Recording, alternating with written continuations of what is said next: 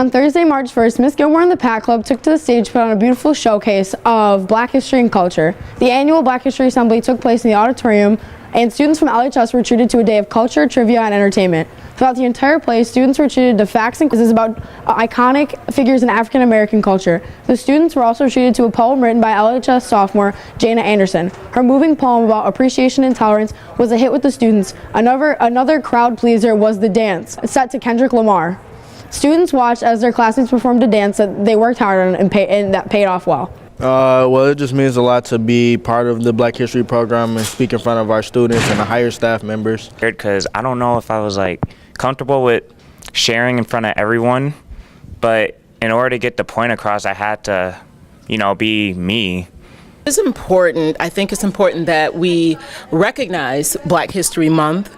It's important that we show the students that diversity counts here at Lamphere. As everyone can see, the production Lamphere put on for the Black History Month Assembly was a great success.